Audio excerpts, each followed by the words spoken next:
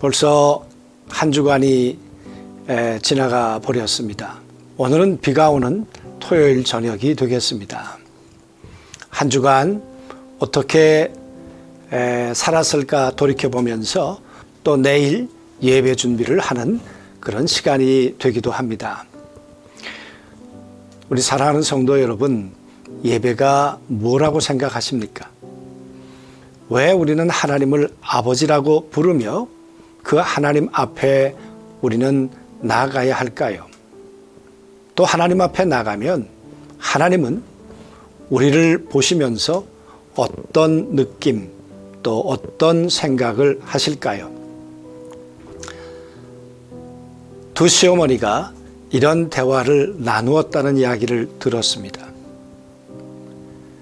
자식이 오지 않는 거예요. 기다리다가 미움이 되었어요.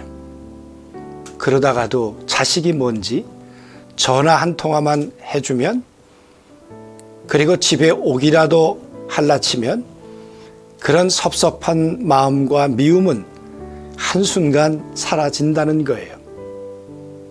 그러면서 그런 이야기를 했습니다. 아이들을 보면서 내 어머니를 생각하게 되었다. 어머니가 전화 한 통, 그리고 내가 한 번만 들려주어도 이렇게 행복해 하셨는데 왜 내가 그걸 못하고 살았을까 또는 살고 있을까? 그래서 더 가까이 부모님에게 가게 되었다. 예배란 혹시 여러분 그런 것 아닐까요? 우리가 하나님 앞에 우리의 삶과 우리의 일상을 멈추고 하나님 앞에 선다는 것, 하나님이 나를 배울 수 있도록 하나님 앞에 머문다는 것, 우리의 연약한 모습 그대로, 우리의 실수한 모습 그대로, 있는 모습 그대로 주님 앞에 설지라도 주님은 그렇게 말씀하셨죠. 내가 너로 인하여 기쁨을 이기지 못하겠다. 그것이 아버지의 마음, 부모의 마음이 아니실까? 그게 하나님의 마음 아니실까 싶습니다. 그것은 깊은 사랑이 있기 때문이고, 너와 나는 남남이 아니고 생명을 나누어 가진 이제 부자지간의 관계이기 때문에 그렇다, 그렇게 말씀하지 않으실까 싶습니다. 그런 면에서 한 주간을 돌아보면서 우리의 생명의 근원 되시는 하나님 앞에 어떤 모습으로 나갈까, 그렇게 준비해 보았으면 좋겠습니다. 한 주간 돌아보시면서 감사한 것 3가지만 한번 기록을 해 보시죠. 여러분 돌아보시면 감사할 내용이 많이 있지요? 또 이번에는 한 주간 살면서 부모님의 마음을, 하나님의 마음을 아프게 했던 것, 그리고 회개하고 우리가 돌이켜야 할 부분 무엇이 있을까 한번 생각해 보면 좋겠습니다. 요한복음에서 예수님은 그렇게 말씀하셨습니다. 나를 믿지 아니하는 자는 영생을 얻지 못할 것이다. 맞는 이야기죠.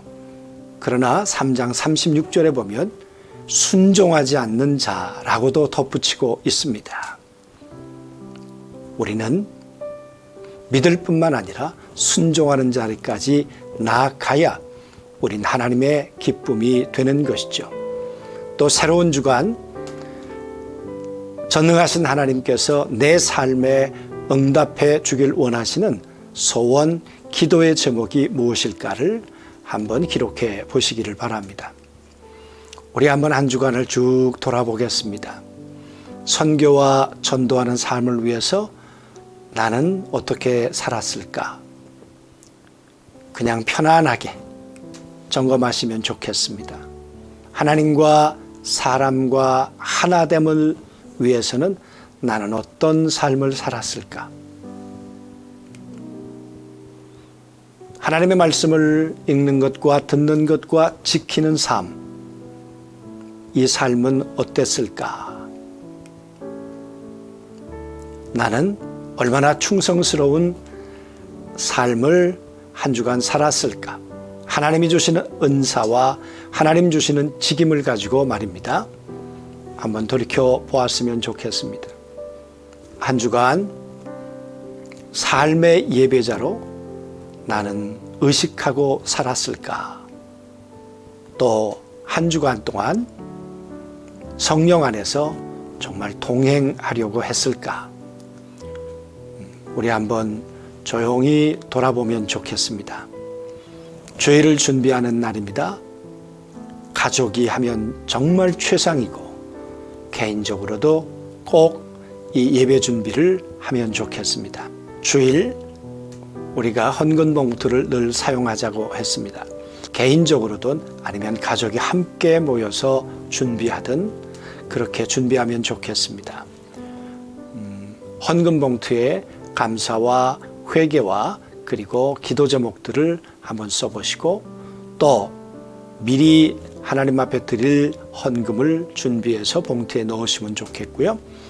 주일 예배를 위해서 우리가 의상도 준비하고 아이들에게는 내일이 정말 기쁨의 날이다. 축제의 날이다. 그런 가르침과 함께 기상시간 또 먹을 음식에 대해서도 식탁에 대해서도 미리 기대를 주시면 좋을 것 같고요. 그리고 끝나기 전에 가족들이 하신다면 남편이 아내와 자식들을 위해서 꼭 축복 기도해 주시고 다 같이 손을 붙들고 내일 각자 전도사님들, 선생님들 말씀을 전하는 분들을 위해서 섬기는 분들을 위해서 중보기도 하시고 다시 한번 부탁드리는 것은 우리는 최고의 예배를 드리는 것입니다. 최고의 예배를 드리기 위해서 우린 예배 전 10분 전에 우리의 모든 준비가 맞춰졌으면 좋겠다 그랬죠. 오늘 이 밤도 평안한 밤들 꼭 되시기를 바랍니다. 우리 같이 기도하겠습니다. 하나님 아버지 한 주간을 보내고 이렇게 주님을 배움는 예배 준비를 개인적으로 또 가족 단위로 하게 되었습니다. 하나님 정말 하나님의 은혜가 함께하는 그런 가정들, 그런 성도들 되도록 도와주옵시고 내일 드리는 예배가 기쁨의 예배, 하나님의 임재가 머무는 예배가 되도록 도와주옵소서. 이 밤도 영육을 평안하도록 강건하도록 붙들어 주시기를 원하오며 예수님의 이름으로 기도하옵나이다. 3월 27일 사순절 제34일 내가 어떻게 읽느냐. 누가복음 10장 25절에서 28절 말씀. 어떤 율법 교사가 일어나 예수를 시험하여 이르되 선생님, 내가 무엇을 하여야 영생을 얻으리이까? 예수께서 이르시되 율법에 무엇이라 기록되었으며 내가 어떻게 읽느냐? 대답하여 이르되 내 마음을 다하며 목숨을 다하며 힘을 다하며 뜻을 다하여 주 너희 하나님을 사랑하고 또한 내 이웃을 내 자신같이 사랑하라 하였나이다. 예수께서 이르시되 내 대답이 옳도다. 이를 행하라. 그러면 살리라 하시니. 아멘. 우리는 매일 끊임없이 무엇을 먹을까, 마실까, 입을까라는 일상적 필요에 관한 질문을 던지고 살아갑니다. 이와 달리 오늘 율법사의 질문은 훨씬 더 가치 있는 질문임에 틀림없습니다. 뿐만 아니라 그는 율법에 무엇이라 기록되었느냐라는 주님의 되물음에 내 마음을 다하며 목숨을 다하며 힘을 다하며 뜻을 다하여 주 너희 하나님을 사랑하고 또한 내 이웃을 내 몸과 같이 사랑하라 하였나이다 라고 정확한 답을 알고 있었습니다. 그는 이른바 온 율법과 선지자의 강령을 숙지하고 있었으나 문제는 내가 어떻게 읽느냐라는 주님의 또 다른 질문에 대한 답입니다. 본문의 율법사의 대답은 기록되어 있지 않으나 행간을 살펴보면 그는 율법을 머리로 지성으로만 읽고 마음으로 영성으로 읽지 못했다고 짐작할 수 있습니다. 그가 영의 눈으로 읽었다면 그처럼 사악한 동기를 가지고 예수님을 시험하는 질문을 던지지는 않았을 것입니다. 주님께서 주셨던 하나님과 이웃을 사랑하라, 그리하면 살리라는 간단 명료한 메시지는 진심으로 영생을 추구하기보다는 지성의 욕구를 만족시키기 위해 율법을 읽었던 이 율법사가 반드시 들어야 했던 진리였습니다. 이 예수님께서는 우리 모두에게도 묻고 계십니다. 너는 하나님을 사랑하는 일과 이웃을 사랑하는 일에 모든 것을 다하는 삶을 살고 있는가? 과연 누가 이 예수님의 엄중한 질문에 감히 예, 그렇게 살고 있습니다 라고 자신있게 답을 할 수 있을까요? 그렇습니다. 주님의 뜻대로 주님이 기대하시는 사랑의 열매를 맺고 살기 위해 우리는 끊임없이 돌이켜 회개하며 주님의 도우심을 구해야 할 것입니다. 오늘도 주님의 계명을 따라 온전히 사랑하지 못했나요? 낙심도 절망하지도 마십시오.